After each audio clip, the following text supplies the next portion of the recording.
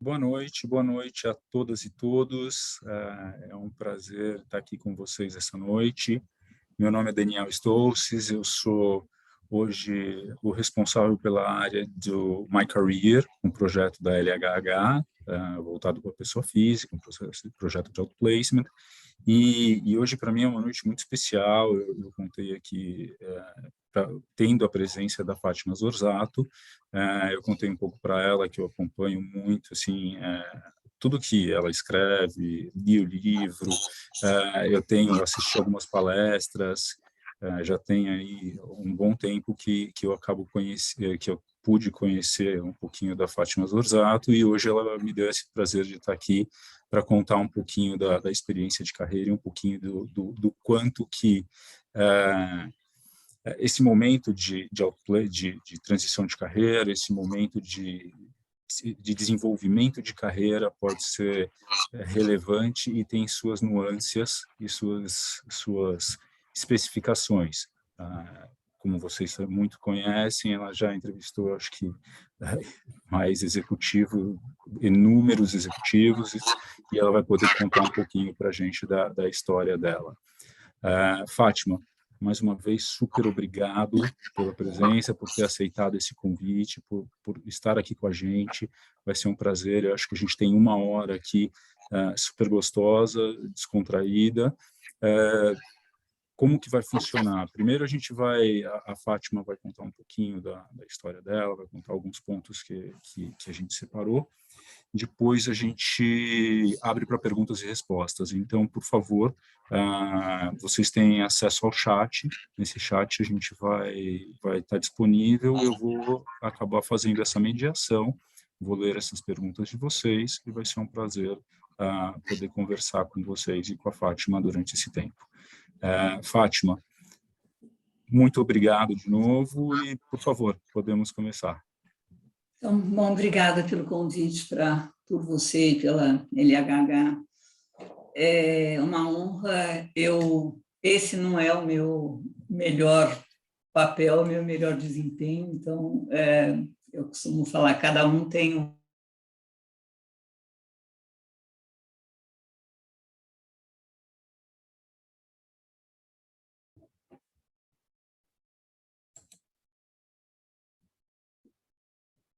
não preciso falar nada de mim. Eu, na verdade, fui uma executiva que mudei há muito tempo atrás para o mundo de executive search. Então, eu tive uma empresa, vendi para Russell Reynolds.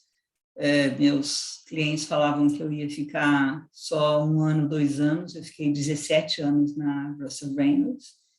E vim fazer o que era meio esperado, a terceira empresa, que é a Inouye, que é uma boutique focada em empresa de controle definido. O que é isso? Né? Uma empresa de dono. Então, eu trabalho para dono e para private equity, que compra a empresa de dono. Então, quando eu falo trabalho para dono, é empresas médias, grandes e muito grandes, nacionais e multinacionais, mas capital brasileiro. Então, assim, eu diria que eu tenho 3,5% diferente disso, mas a concentração é essa, né? E dentro disso, o que eu gosto, que eu me divirto e sei fazer é executive search para, então, CEO, C-level todo e conselho.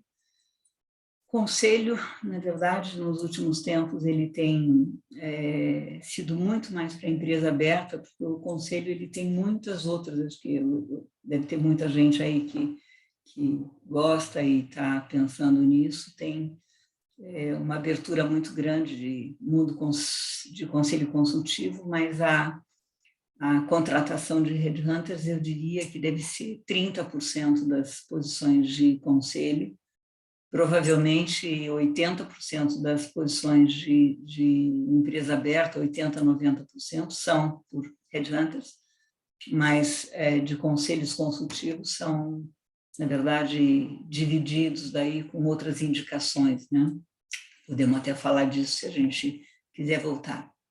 Mas, então, esse é o foco. E Executive Assessment, que a gente faz, avaliação de empresas para Private Equity antes de aquisição, e a avaliação do top team, né? Não da empresa, onde que eles colocam dinheiro para identificar se a tese com aquele time vai até onde, e a gente tem feito algumas das grandes empresas do mundo digital ou do mundo real. Então, quando vocês me convidaram, eu parei e pensei, como é que eu posso, o que eu podia falar para ajudar, né? E eu vi que o tema foi até o título do livro, que é O que faz a diferença. Eu queria fazer eu imaginei, assim, se eu tivesse uma solução mágica, eu até gostaria muito, né, de ter alguma solução mágica. O que eu imaginei que é o que faz a diferença, qual a pílula que eu tomo, alguma coisa assim. O que eu imaginei foi não ter essa pretensão, porque eu realmente não sou assim, mas pensar o que eu podia usar como roteiro para ativar neurônio, ativar emoção, porque eu acho que o grande segredo, no final do dia, é como que poderia ajudar vocês terem um desempenho melhor nas reuniões que vocês vão ter, nos processos que vocês vão ter, na reflexão de vida, na reflexão como que eu faço, com quem que eu procuro, para onde que eu vou. Então, eu estava imaginando em usar algumas coisas, então eu estou imaginando um pupurri de coisas para ir por esse caminho. Então, assim, o que faz a diferença? Não é fácil responder, mas é possível quando a gente acompanha carreiras e quando a gente avalia pessoas e quando a gente avalia casos, é possível e é a coisa da vida. A gente vê alguns padrões de comportamento que se repetem. Então, muito interessante, eu acho que vocês podem também estar vendo assim, que padrões de comportamento que se repetem nas cenas, que padrões de comportamento que se repetem nas pessoas não são os mesmos, mas a gente pode agrupar. E é muito interessante a gente ver alguns modelos e estar olhando no espelho, como que eu poderia fazer, onde que eu estou mais distante, onde eu estou mais perto, como que a gente ouve em live, o que a gente ouve em depoimento, o que a gente lê em livro. E para introduzir o assunto, eu queria pegar uma correlação que, assim, acho que, não sei se eu estou certa, mas eu tenho a impressão que 65% da população já passou por regime, né? Regime de emagrecer. E aí tem uma coisa que eu aprendi, e eu até vi, que assim, são duas coisas só que a gente precisa. Se alguém viesse para a gente, se a gente paga o médico mais caro que tem, ele fala, são duas coisas que você precisa, só duas. Fecha a boca e faz exercício. Só duas. E a pergunta é, por que é tão difícil? Então, assim, aqui vocês estão falando com uma que vos fala e que morre, assim, de fazer, de tentar ver se emagrece e não consegue. São duas coisas. Eu sei por que a gente daí chega às 7 horas da noite e fala, não, amanhã, né? Por quê? Então, eu estou fazendo essa comparação aparentemente boba, mas para falar que no capítulo da vida da gente, no capítulo profissional, ele não é muito diferente. Tem algumas coisas que a gente precisa prestar atenção e que, se prestar atenção, a gente pode ter uma vida mais leve. No final da história, eu acho que a carreira importa tanto, acho que importa para várias coisas, mas importa ser feliz, como é que eu posso fazer isso, né? Então, eu, fazendo só uma rápida história, né? Eu resolvi estudar esse assunto. A primeira, eu comecei a estudar como que as pessoas escolhiam as suas carreiras. Tipo, quando você escolhe a primeira carreira. E depois de estudar, eu vi que existem, na verdade, na vida da gente, podem existir em geral. Tem quem comece e termina com a mesma carreira, mas a probabilidade, acho que mais de 50%, acaba tendo uma segunda ou uma terceira carreira. Eu estou falando ou mudando de caminho, ou mudando de setor, ou mudando de concentração, né? E eu identifiquei, na verdade, que as escolhas elas vêm de 3 coisas, né? Motivos internos, que é a pessoa que, no livro a gente fala a atenção, que é eu tenho algumas coisas, eu descubro e vou fazendo o meu caminho. Uma outra coisa é o externo, vizinho, primo, amigo, que ou puxa você para algum lugar, ou você se inspira para escolher a universidade ou carreira, ou você lê e vê, mas é o que eu falo, o externo é quando você se preparou, leu, viu, teve exemplos, ou teve mentores, ou teve orientadores. E o terceiro é o que eu falo de ruptura, ou o que eu falo de dor. Isso acontece lá no começo, e que eu falo que quem na vida teve que mudar porque perdeu o pai, ou perdeu alguém, ou doença, ou questão familiar, ou. E eu vejo isso no começo e vi em alguns momentos na vida também, no meio do caminho, essas mudanças de carreira. Agora, independente de qual foi o jeito que começou, depois, esses 3 jeitos, eles se repetem na mudança de caminho. Mas, independente do começo, do meio, do fim, o que eu vejo é que tem alguns motivos que eu chamo de padrão, né? O que é comum nas pessoas que dão certo, né? Acho que tem uma coisa que é o contexto, que é você cair em algum lugar, cair, que eu estou falando, não é cair por acaso, é escolher, é arbitrar com quem trabalhar, onde trabalhar. O que eu vejo muitas vezes as pessoas que estão em transição de carreira, eu acho que assim o sufoco é tão grande que às vezes fica cego e para de escolher e acaba tendo uma escolha errada. Então eu falo, pelo amor de Deus, a vida de vocês é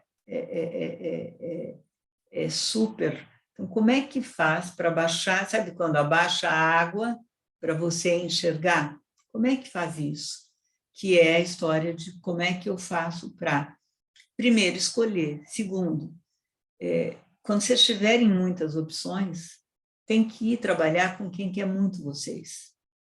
Eu acho que essa história de quando o outro lado quer muito, quando o outro lado está com bias positivo, quando o outro lado está com um ponto para ajudar, a probabilidade ela aumenta, a probabilidade dele ter tempo. Eu vejo muitas vezes as pessoas conversando comigo e falando, não, eu estou mal, tal, mas eu estou bem, mas eu não consigo falar com meu chefe, ou desmarca, ou quando você vê, dali a um pouco, acontece alguma coisa. Porque que sinais que a gente tem para tentar mudar isso? Então, quando eu falo dessas questões, assim, o que a gente vê em geral? Eu acho que a primeira coisa que eu vejo em todo mundo é as pessoas que dão certo, elas fazem o que eu chamo de 24/7. 24/7 pode ser um pouco contra a meninada que vem aí, mas 24/7 que eu falo não é trabalhar até morrer o dia, a noite. 24/7 eu falo tá ligado, mas não doer. Eu estou ligado, posso não estar trabalhando, mas quando eu estou lendo alguma coisa, quando eu estou conversando alguma coisa, eu estou ligado e mais ou menos isso é integrado, né? Então, essa é uma primeira coisa. A segunda coisa é quando tem o lado de relacionamento. Como que eu faço para o relacionamento interpessoal ser o mais arredondado possível. Como eu faço para me conhecer, para saber se eu sou impulsivo, se eu sou mais agressivo, como é que eu sou percebido pelo outro. Depois eu queria dar uma dica, voltar nesse ponto, eu anotei aqui. Esse é um ponto que eu diria que assim, é muito engraçado que a gente vai bem, as pessoas dão mais tempo para a gente quando a gente respira. Eu falo assim, não tem certo e errado, não tem estilo certo e errado, as cadeiras que vão definir isso, mas é importante a gente ver qual é o impacto que eu causo no outro, como que eu posso causar esse impacto positivo e como que eu posso deixar as melhores lembranças. Isso a gente vê muito nas referências, quando eu faço referências, e que eu, muitas vezes, assim, fico de coração partido, quando eu vejo os melhores perfis profissionais, a melhor experiência, e às vezes no lado de referências, quando você fala, trabalharia de novo com ele? Não, não trabalharia. Você contrataria de novo? Não. Ou às vezes, quando eu pergunto para as pessoas, quem foi o teu mentor? E eu sei com quem ele trabalhou, e a pessoa não fala o nome, não cita. Eu falo, putz, é quando a gente, na verdade... Então, a pergunta, assim, o arredondado no relacionamento, ele acaba espalhando coisas positivas em todos os contextos, no contexto de lembrança, no contexto de referência, no contexto de... Então, assim, eu acho que das pessoas que eu entrevistei, este era um ponto. Não tem gente perfeita, não estou falando nisso, e não tem um modelo único, mas como que a pessoa faz, ou como que ela se preocupa quando, por exemplo, você pode... Eu, por exemplo, sou muitas vezes... eu passei na vida pensando de como é que eu faço para melhorar, porque eu era muito... não, sou ainda assertiva, forte, e as pessoas falam, nossa, não penso no outro. Não, eu me preocupo de não ficar em cima do muro, sabe? Ficar em cima do muro e não dar dicas.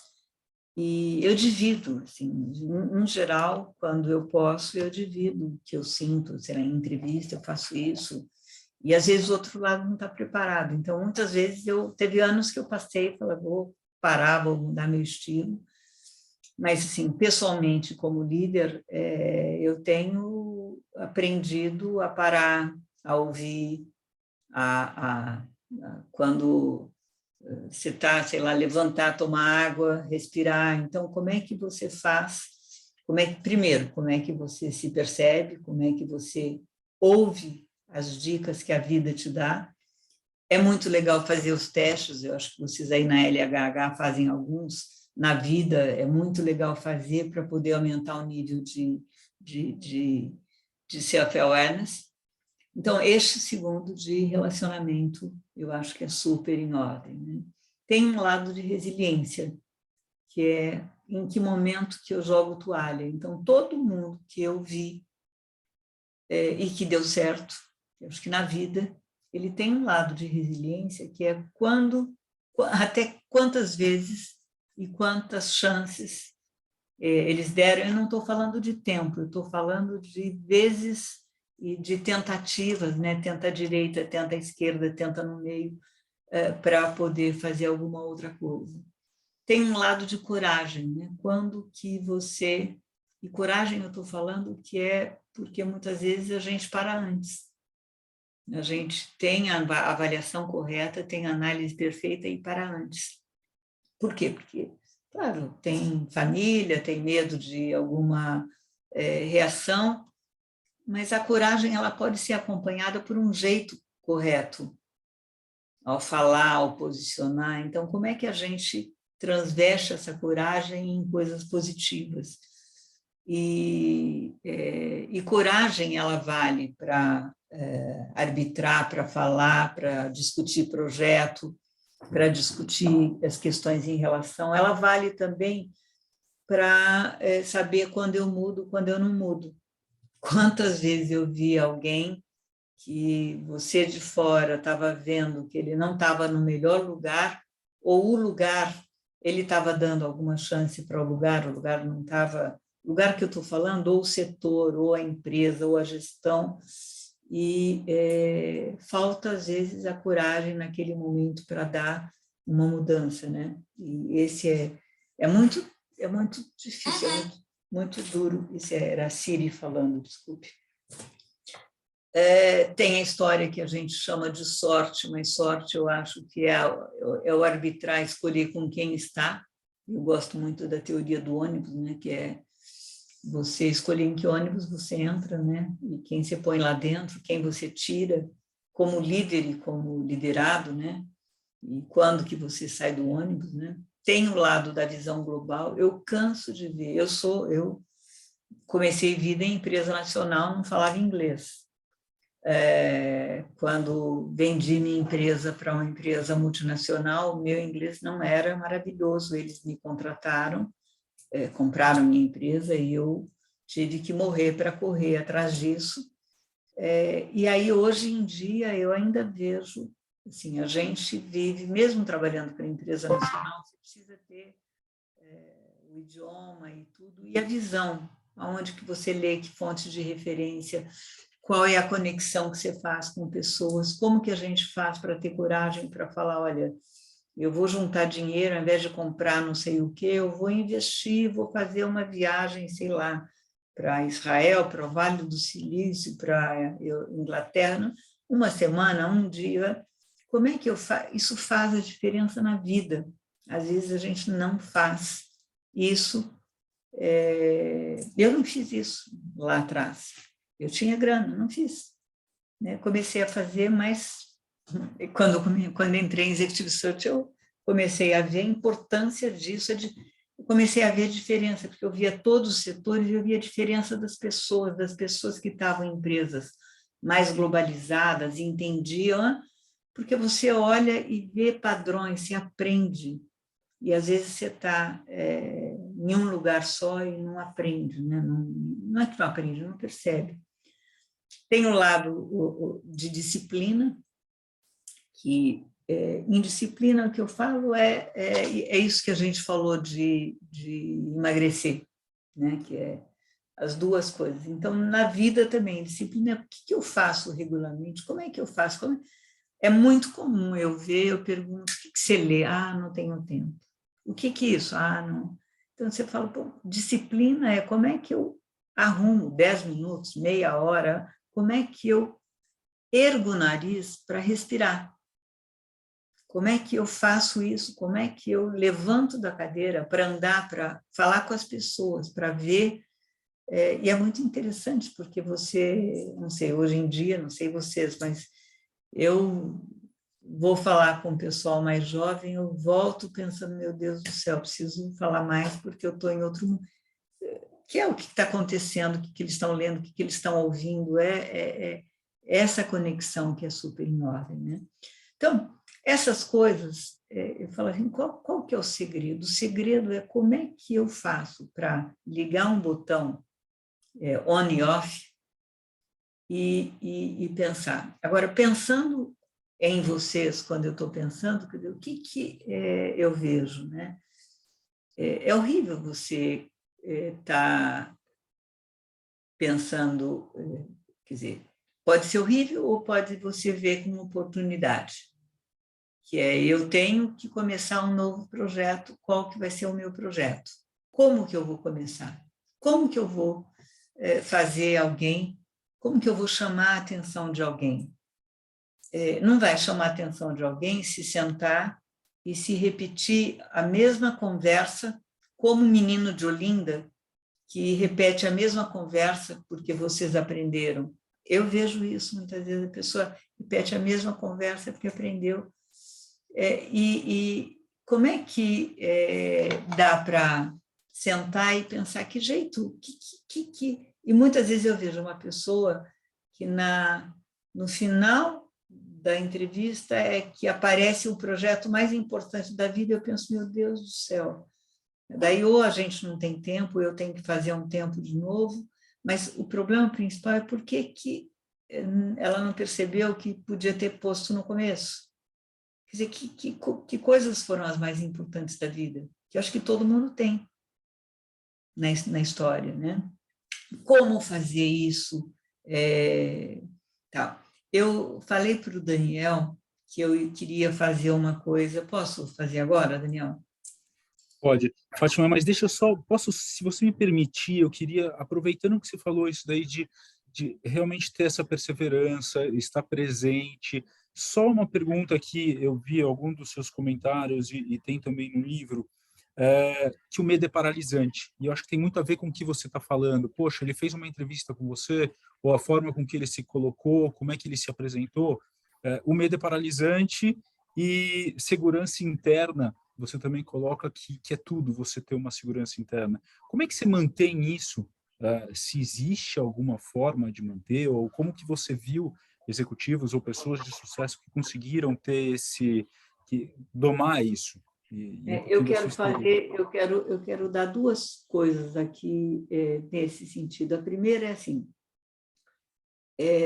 a percepção, não sei se vocês sabem isso, se eu vou falar o óbvio, vocês rasgam, mas eu gosto muito de estudar para poder, porque eu faço a assessment, dou feedback, então preciso ter elementos para estar falando com as pessoas. E para isso, há muitos anos, quando eu fui estudar percepção, eu vi um negócio que, não sei se alguém aí já ouviu falar, 73855. Alguém você já ouviu?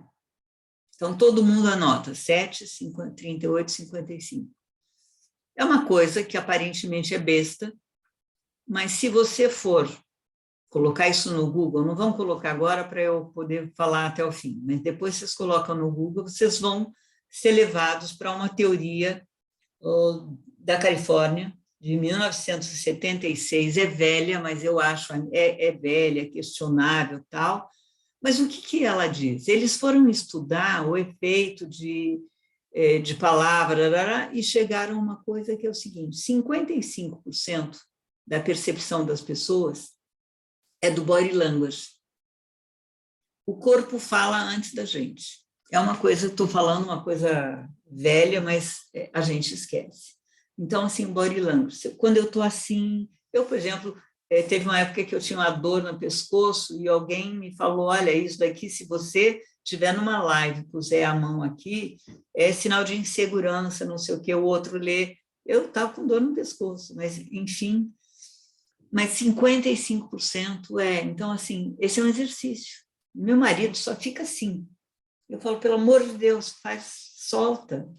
Que imagem, como o outro lê você na situação. A segunda coisa é a voz.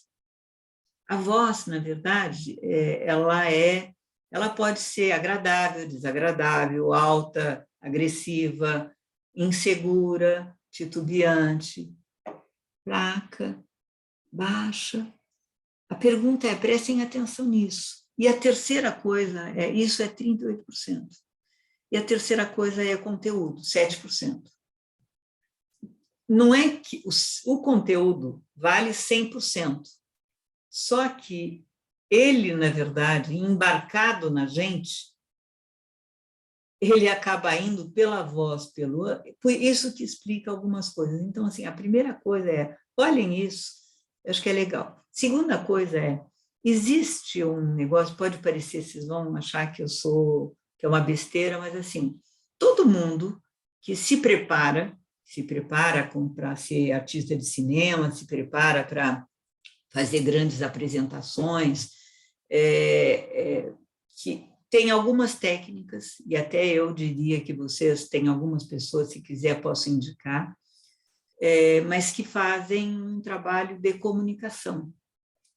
Comunicação, respiração, como é que eu faço para distensionar. E existe um exercício, engraçado, pode parecer meio besta, mas um exercício que fala, você vai entrar numa situação tensa, você faz agachamento, 20 agachamentos, e daí você entra.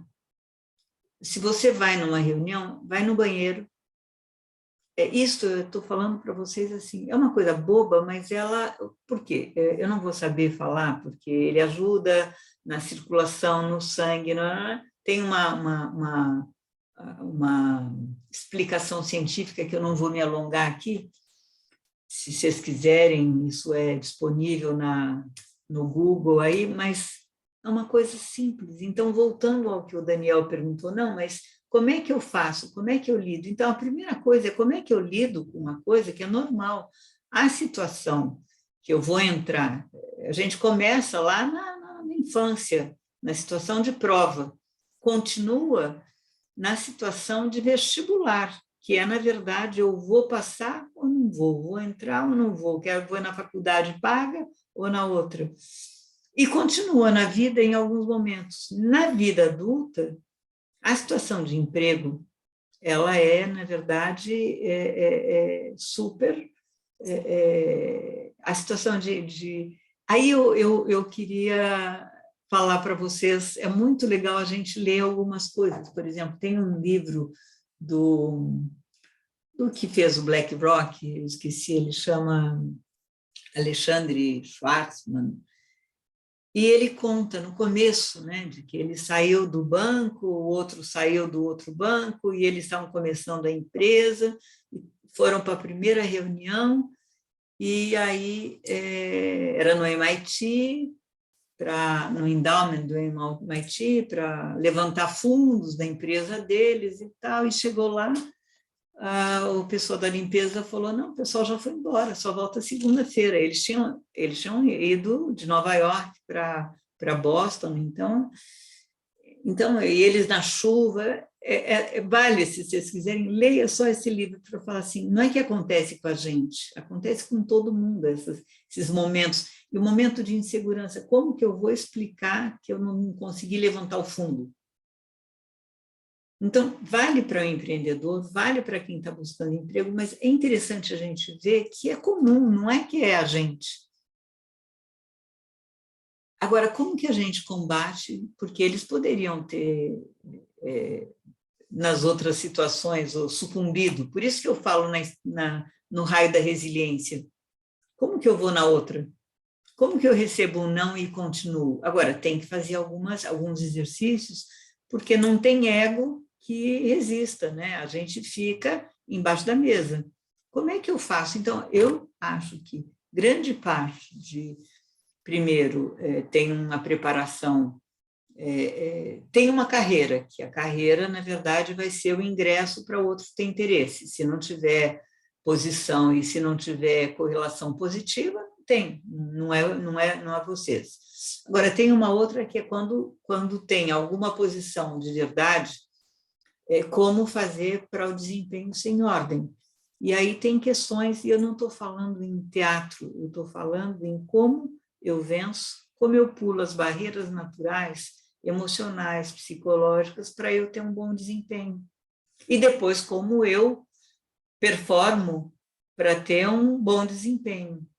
Então, se eu conseguir provar que eu vou ter um bom desempenho depois, e é engraçado, não é quem tem tudo que ganha, é quem tem a condição de estar alinhado mais, é quem tem a empatia. E empatia é uma palavra, parece que é boba. Não, a empatia não é uma coisa do outro mundo. A empatia é a conexão, é conseguir fazer... Tem hora que não bate o santo mesmo, então não tem que... Mas como eu faço para fazer isso? Como eu faço para estar preparado? Então, isso que eu falei, espero que vocês não riem de mim, mas de algumas coisas para ajudar a sorte, esses exercícios e tal, ou o preparo com alguém de comunicação é super em ordem. Não sei se eu fui além, né? Eu estou preparada com o tempo agora, Não, Daniel. perfeito, Fátima. Mas eu não falei aquilo que eu queria falar. Isso, e agora se você puder contar um pouquinho do que você faz quando você ia contar para a gente, por favor. Que eu falei para o Daniel que como tem muita gente que vem falar comigo que mudou e tal, e não necessariamente por que esteja em algum projeto, então que o meu objetivo Muitas vezes meu objetivo muitas vezes é como é que eu posso deixar alguma coisa para ele. Então, vocês sabem que eu estou, sei lá, 30 anos já nisso. Então, eu comecei a conversar, e eu fui... sabe quando você vai adicionando pedaços? E aí eu vou contar para vocês o kit que eu imaginei. O kit, assim, eu sempre vejo gente que vem falar comigo e saiu de algum lugar e vem, primeiro, tentando falar que não aconteceu nada. Aconteceu. Segundo, tentando falar que ele que fez acordo. Não precisa. Se, na verdade, o outro decidiu, não tem problema, gente, não tem problema nessa vida. Todo mundo que vai entrevistar vocês pode ter tido isso, não tem. Isso não é demérito para ninguém. Segundo, as pessoas, na verdade, mudam e muitas vezes erguem a mão e começam a falar com todo mundo. Eu falo, calma. O que acontece? Começa a falar com todo mundo, gera uma primeira impressão de barata voa, uma primeira impressão, assim, você está num momento mais frágil, mais vulnerável, e você mostra a cara mais vulnerável que você tem. Então, eu gosto de falar o seguinte, pega um papel, vocês vão fazer uma lista das pessoas que vocês conhecem ou que vocês gostariam de falar. Agora, vocês vão ver que geralmente vocês esquecem ou pulam algumas pessoas que vocês olham e falam, essa não vai adiantar nada, essa não vai adiantar nada, essa não vai adiantar nada. Então, a minha orientação, ou a minha dica, ou a minha sugestão tem a ver com isso. A primeira turma que eu sugiro vocês procurarem é uma turma que eu chamo copo de vitamina. O copo de vitamina, ele não vai resolver nada. Ele tem 2 tipos de copo de vitamina. Tem um copo de vitamina que ele vai ouvir vocês sem nenhuma censura e, portanto, é uma pessoa que vocês confiam e vocês podem abrir o coração e que nem panela de pressão fica melhor depois que abre. E tem nessa copo de vitamina algumas pessoas que chegar perto deles, a energia deles, a ideia deles, dá energia. Você não precisa falar nada, só chegar, almoçar, falar do tempo, da série de TV. Então, assim, eu sugiro que vocês tenham na agenda de vocês, toda semana, alguns copos de vitamina. E não é um só, porque senão enche o saco de um.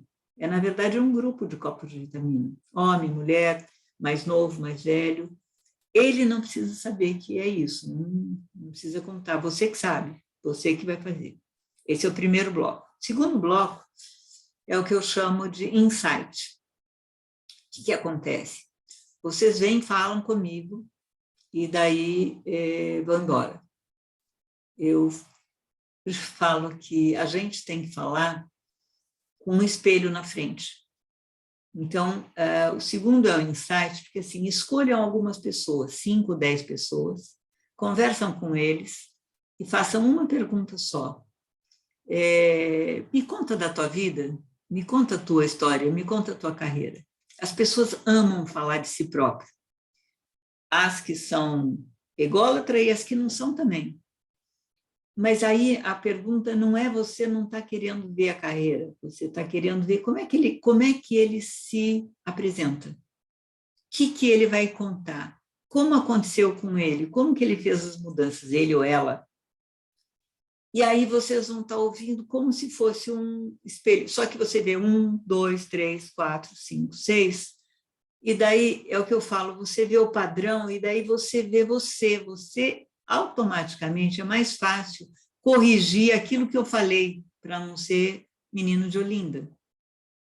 Tá?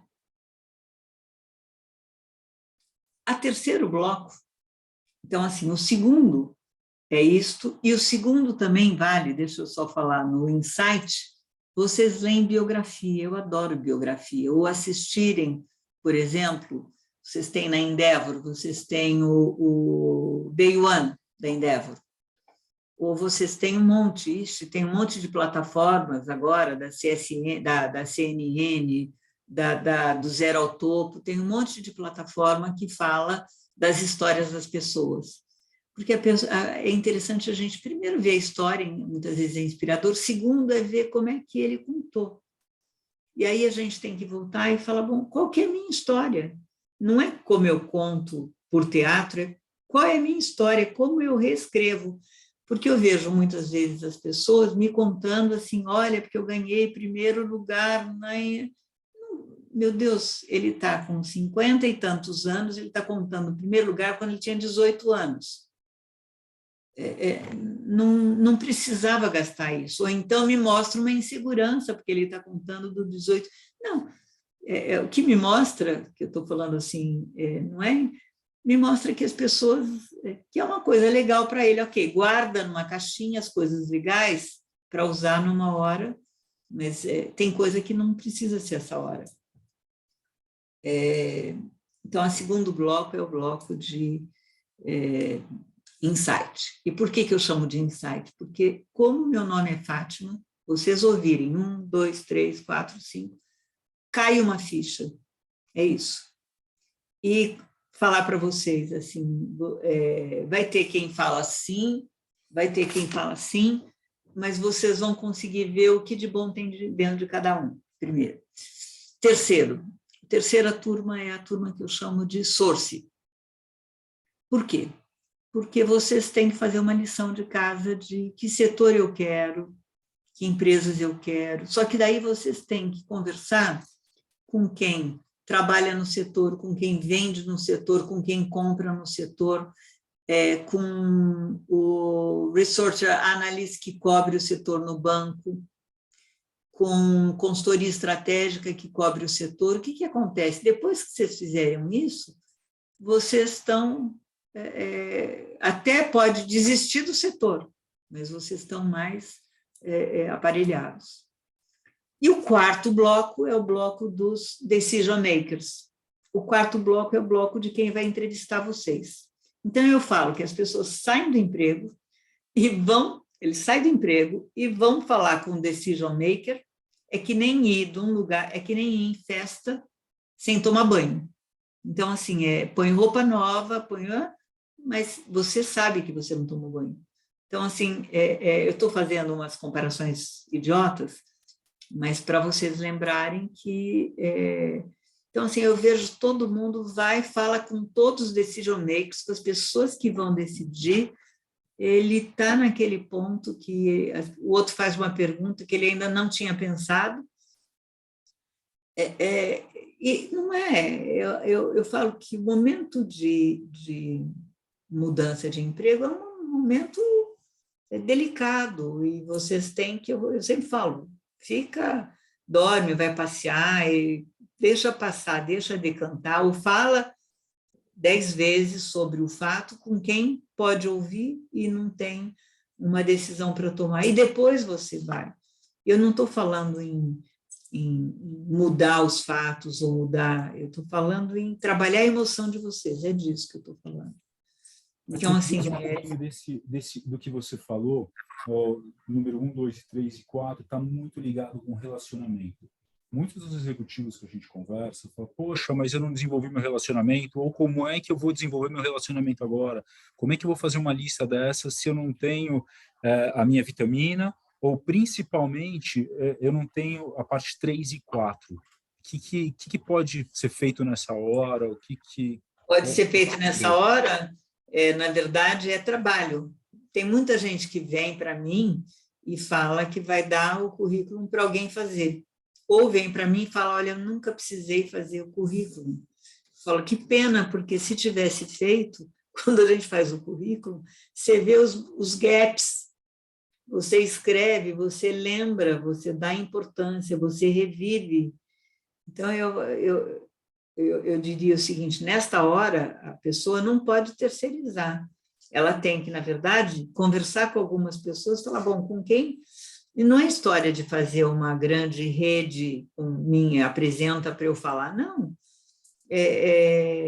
Tem gente que tem que ver, sei lá, tem alguém do banco que conhece, tem alguém de consultoria que alguma vez já passou.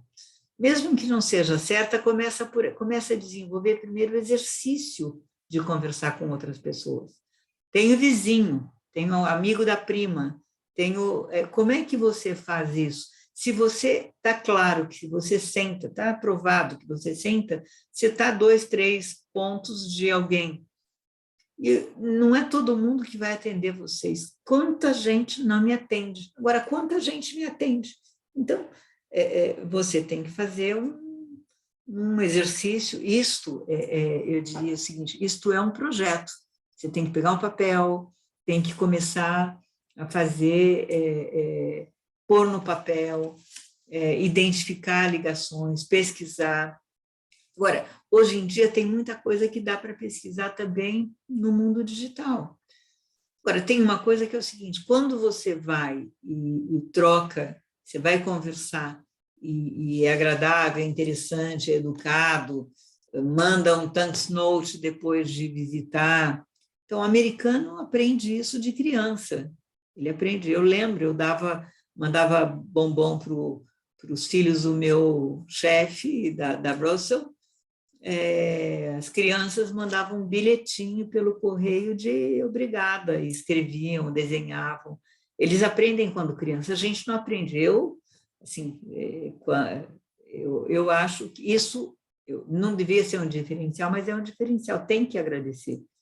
Então, assim, respondendo a sua pergunta, eu acho que tem que, na verdade, assim, parar de falar que não sei e começar a exercer para saber.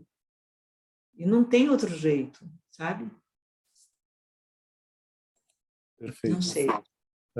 Pessoal, a gente está aberto para pergunta. Eu fui indo assim por estradas curvas. Não, foi muito. Esse é o gostoso da nossa conversa. Tá aberto para perguntas. Quem quiser, por favor, escreva no chat que eu vou retransmitir aqui para a Fátima.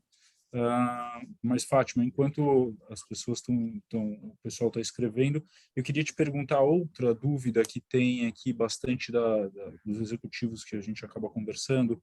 Como que eles descobrem o valor deles no mercado? Eu estou dentro de uma empresa, ou eu fui mandado embora, ou eu pedi demissão, ou mesmo eu estou naquele cargo. Mas eu falo, poxa, eu estou há tanto tempo nesse cargo, como que será que está o mercado? Como é que eu vejo isso? Como é que eu vou atrás de oportunidades e quanto eu sei quanto que eu estou valendo? Como que eu faço essa análise? Vamos dividir duas coisas, né? Preço e valor, né? O que você tem é que o mercado, ele não é um mercado, o mercado há muito tempo, ele é um mercado eu falo que é de replacement business, não é, na verdade, um mercado de aumento de posições, exceto nas companhias digitais que estão mudando, mas que você tem, às vezes, mudança de um mercado para o outro. Né? O que você tem? Você tem, na verdade, a economia faz duas coisas, né? Faz as empresas irem para baixo, irem para cima, e as empresas, às vezes, que vão para baixo em crise, elas, na verdade, fazem mudanças para tentar trazer alguém, achar alguém que solucione isso. Então, a primeira coisa que eu diria o seguinte, o valor de cada um tinha que ser a própria autoavaliação de eu faço uma pergunta que é qual o impacto que você deu na empresa? Onde que você deu impacto? Qual impacto você deu financeiro? E qual impacto que você deu de ideia? E, às vezes, eu vejo que as pessoas não têm resposta para isso, porque se você me pergunta, as pessoas que tiram de um lugar para pôr no outro, que fazem coisas só de manutenção, elas são mais substituíveis. Sabe? Quando, assim, em coisas mais mecânicas, ou que muitas vezes, eu falo, pior coisa é quando você abaixa o nariz, trabalha para resolver problema, e você não ergue o nariz para ver para onde o mundo está indo. Erguer ou não o nariz é uma coisa, é uma expressão, mas isso, é ter visão para enxergar um pouco a mais, ou ficar na solução do problema. A solução do problema, ela paga o salário todo mês e ela termina o teu contrato. a visão e a capacidade de ter um impacto para poder estar desenvolvendo, ela, na verdade, ela agrega valor, ela leva para mais algum lugar. O desenvolver time, para ser, às vezes, maior que você, agrega lugar. A pergunta que eu faço é: quantas pessoas você tem que foram cargo mais do que você? Se for 0, quantos diretores você fez na vida? Ou as posições que você saiu, quantas vezes foi substituído por sucessor que você treinou? São algumas perguntas que eu falo assim, essas são as coisas que eu falo, como que eu vejo se eu tenho valor? Então, assim, qualquer um que vai entrevistar, isso não é teatro, porque depois você fala em referências, você confirma ou não essas coisas. Isso que eu falo assim, o que eu faço do trabalho e o que eu faço de desenvolvimento de pessoas, isso é o legado. E é isso que faz a diferença de um ganhar 40, o outro ganhar 100. Então, se você pergunta, os melhores CEOs são aqueles que, na verdade, eles têm alguém abaixo. Não são os... Assim, lá no passado, eram as pessoas que eram muito ególatras e eles faziam a imagem da empresa aparecer. Hoje em dia, na verdade, tem uma brincadeira que tem, é que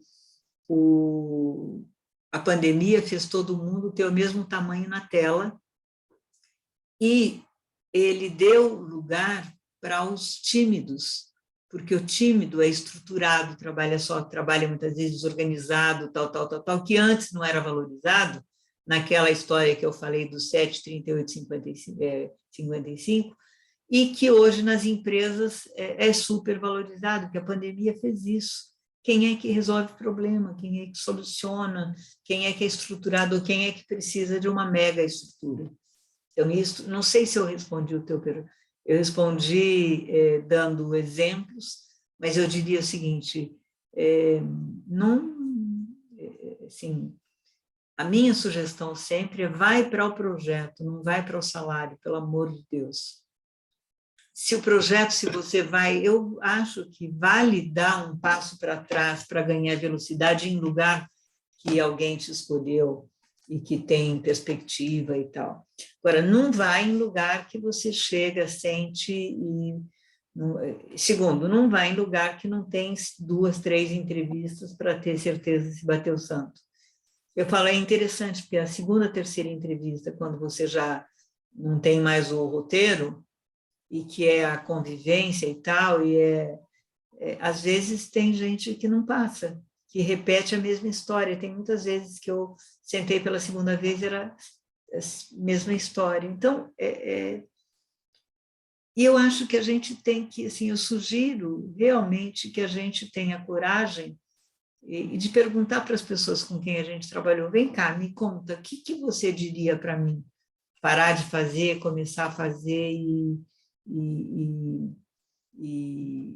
mudar, né? Porque é engraçado, né?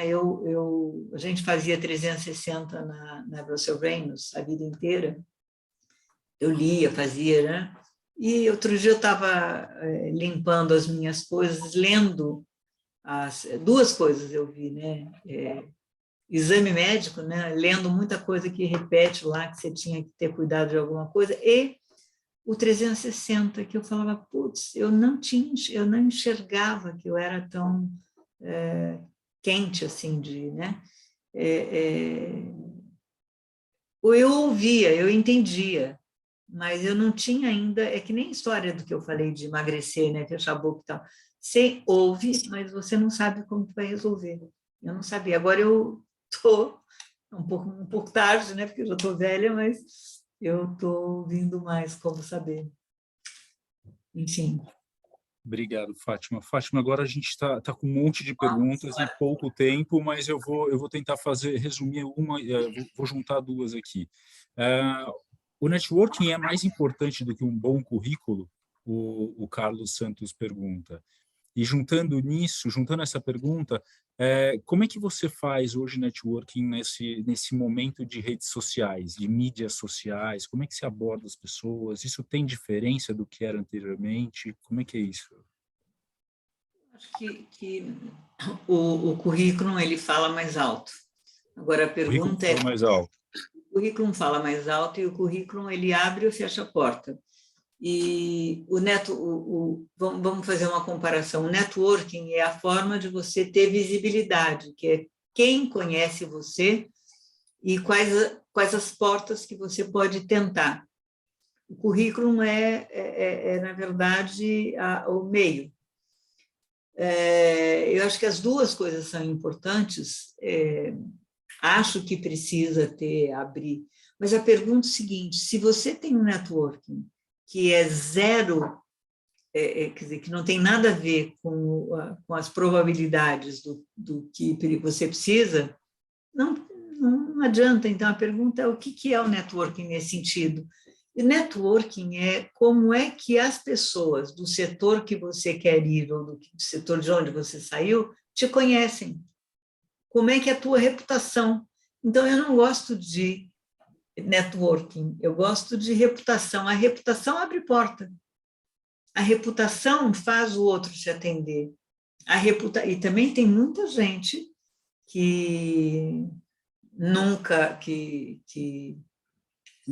atendeu e que, quando precisa, vem te procurar. Quando você tem crachá. Todo mundo em transição sabe disso, né? E vale para... Eu também, em empresa, que eu sinto a mesma coisa. Tem muita gente que nunca me atendeu e eu, na verdade, atendo, não tem nenhum problema. A vida de amanhã. Mas como fazer agora, né? Eu acho que não pode ser artificial. A pergunta não pode ser... Eu acho ruim quando vem alguém, se aproxima com alguma coisa meio envolvente e, no final, eu acho que tem que falar o motivo mesmo. Queria te conhecer, queria que você trocasse ideias. Outro pode não poder, pode abrir porta, pode não, mas eu acho que não é fazer de conta, sabe? Como é que você é transparente? A diferença do transparente o oposto do transparente é o opaco. O opaco, que você não sabe o que ele está pensando. Então, como ser transparente? Transparente, na minha lista, é uma das coisas super legais. E o outro abre para você. Então, assim, minha sugestão, acho legal através de alguém, porque a conexão, a relação de transitividade existe. Eu confio no A, o A confia no B, logo eu vou confiar no B. Então, esse é uma coisa que pode ser usada dentro do princípio de chegar, e eu acho que tem que ser feito um pouco de estudar um pouco por que eu quero falar, estudar se o outro pode me ajudar, porque eu vejo muitas vezes as pessoas indo para a ação e fazendo zero análise. Então, eu diria o seguinte, é melhor você... Eu tenho uma fala que eu sempre falo que é uma bobeira, mas eu falo, é como você atirar para matar passarinho, se não estiver passando passarinho, não vai matar nada. Então, a pergunta é, como é que eu faço para ver que horas que tem passarinho, se tem passarinho, se eu estou no 20º andar, se tem ou não tem. Estou usando esse exemplo bobo para poder dizer o seguinte, ao invés de sair marcando almoço, jantar, faz um pouco ideia e seja seletivo e vê com quem eu preciso falar. Às vezes é importante, eu vejo gente que tem a agenda cheia. E o que acontece? A agenda cheia, fala com um monte de gente e provavelmente no meio falou com alguém que era o mais importante e não percebeu que era o mais importante. E aí é por isso que tem que fazer um pouco de... E hoje tem informação sobre todo mundo, então Eu vejo muita gente que não... O exercício leia, falou, abra a aba do Google sobre a pessoa, 1, 2, 3, 4, 10, assista alguma coisa que ele falou, tem coisa que você não precisa. E aí, na verdade, se você chega e menciona alguma coisa, não menciona para dizer, se na conversa tem a ver, e tem uma outra coisa que é o seguinte, a gente tem que ser interessante, a gente tem que estar lendo alguma coisa, a gente tem que estar vendo alguma coisa para, na hora, conseguir ligar pontos ou conseguir fazer algum aporte. O que vocês estão lendo? Isso faz toda a diferença, toda a diferença. Fátima, a gente está estourando o tempo, mas se você me permitir, eu gostaria de fazer mais uma pergunta que eu acho que é super interessante, mais duas perguntas, tá? Uma, eu acho que dá para você responder rapidinho, que é o Maurício Rodrigues, ele pergunta, Fátima, o mercado de trabalho está receptivo para executivos sêniores com faixa etária acima de 50 a mais, 55 anos? Isso é uma dúvida que perguntou muito. Olha, lá atrás a gente teve um momento em que parecia que depois de 50 o mundo ia acabar. A pergunta que eu fico é assim, quem é que é este cara com 50 a mais? Ele tem energia? Ele lê? Ele estuda? Quando que foi o último curso que ele fez? Qual a... Se você responder essas coisas positivas, eu diria ele é o novo 30, e, portanto, é um 30 melhorado. E as empresas, na verdade, eu não tenho esse problema de idade, não tenho tido. Agora, a pergunta é o seguinte, às vezes você vê alguém de 30 falando, Deus me livre, está encostado na parede, querendo que o mundo acabe em cadeira. E não tem mesmo, né? Mesma coisa que teve por exemplo, o conselho teve um vento para trazer gente de 35 e agora tem as duas coisas, tem necessidade, tem diversidade. Então, assim, tem empresas que estão querendo mulher, vai dar para ser homem? Não, porque todo mundo está tendo, por exemplo, cota para se não tiver diversidade, o bônus vai reduzir. Então, não é só o desejo, mas são alguns movimentos internos que acabam fazendo. Agora, dentro desse movimento de diversidade, assim, se a empresa tiver um limite de aposentadoria aos 55, ele não vai admitir um que está com 54, porque ele vai ler que se a empresa tem limite de 62 e a pessoa está com 59, ele pode, muitas vezes, eu já tive casos, ele olha e fala, este cara tem tudo, 3 anos ele vem e prepara, ok. Então, eu diria o seguinte, essas coisas acontecem. Agora, na minha experiência, quantas empresas têm esse limite? São as empresas maiores, as empresas mais globais que têm por limite. Mas mesmo as grandes, meio nacionais, não tem limite. Eu não tenho tido esse problema. Agora, quando a pessoa vem em cena, o que ele faz? Ele é um leão, ele é um gatinho com medo? Isso faz diferença. Aí eu vou dizer para vocês, eu também passei da curva, né? Eu não continuei. Então, eu me perguntei, nossa senhora, eu quando montei a empresa e tal, e falei, meu Deus, parei e falei, e se o mercado, e se os clientes que gostam, eu comecei por um momento, eu pensei, nossa, tem tanta, porque o mundo de headhunter, quando eu vim, eu comecei a contratar só gente jovem, que vinha de consultoria, que não vinha era muito difícil de atrair, porque todo mundo achava que era uma profissão de velho. Hoje é uma profissão que atrai muita gente jovem. E quando eu fiz a Inuai, por um momento eu fiquei pensando, nossa, será que eu passei da hora? Será que... eu diria, nunca, não tem um problema, porque se eu, na verdade, começar a tirar muito férias e começar a querer trabalhar 3 dias por semana, claro que meus clientes vão desaparecer. a pergunta é essa, né? A resposta é essa. Vale para a empresa também. Mas eu ia fazer outra pergunta, mas desculpa, você acha que é um caminho natural, porque você começou a empreender, você começou como executiva, empreendeu, voltou a ser executiva e agora está empreendendo de novo. É um caminho natural ou não? Não, eu não voltei a ser executiva, né? Eu vendi a minha empresa e na Brussels eu era sócia, mas a Brussels Brasil era minha. Era minha, estou falando no sentido de conseguir dar o tom, né?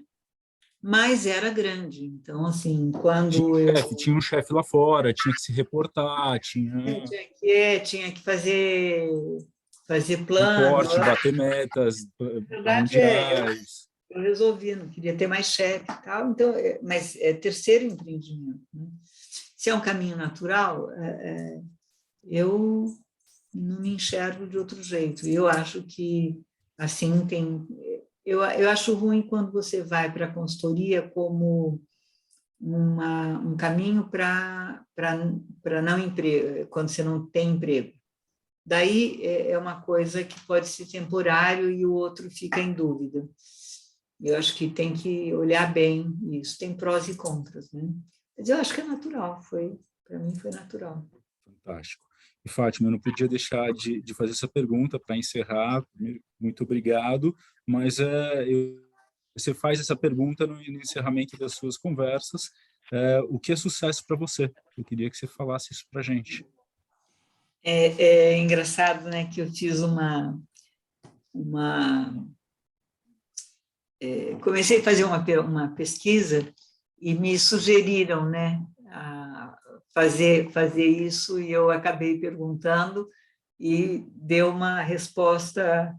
Foi super legal ver isso de um mundo de pessoas. Para mim, eu descobri que o sucesso, e não é uma grande descoberta, mas o sucesso é uma coisa que ele é temporal e ele vai mudando na medida da tua vida.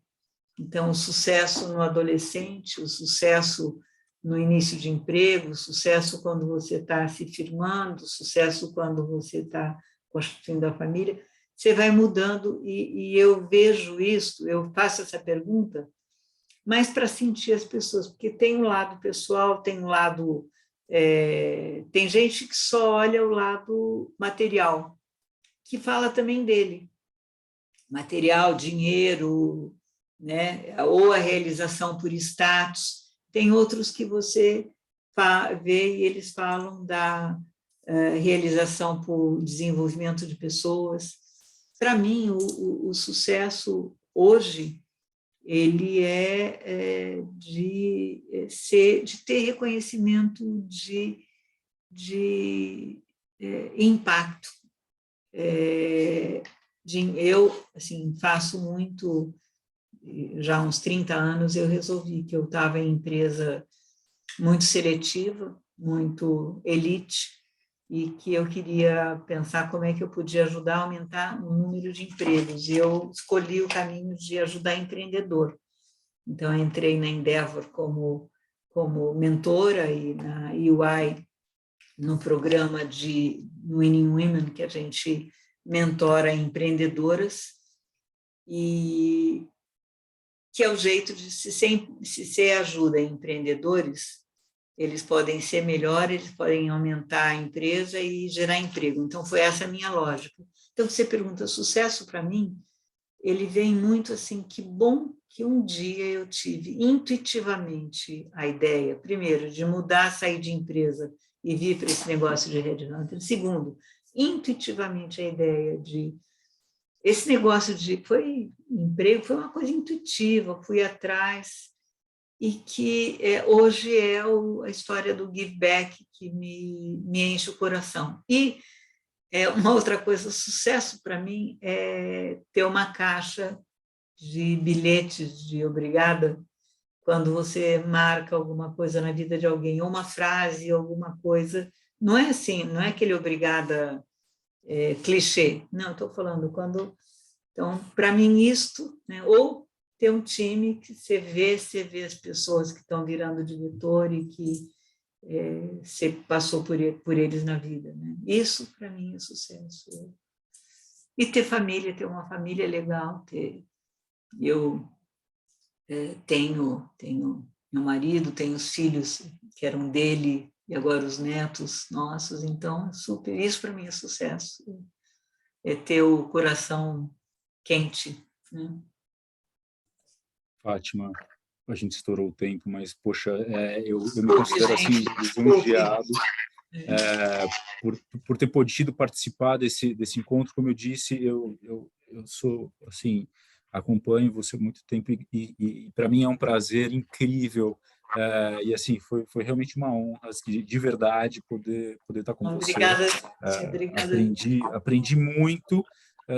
Todos os comentários aqui que a gente tem do lado, no nosso site, no chat, também está sendo de grande agradecimento, e principalmente dessa simplicidade, honestidade, a forma simples com que você falou e o conselho que deixou, o pensar fora da caixa foi colocado. Então eu acho que foi muito gostoso e valeu muito esse tempo seu aqui com a gente. Super obrigado por disponibilizar esse comecinho de noite.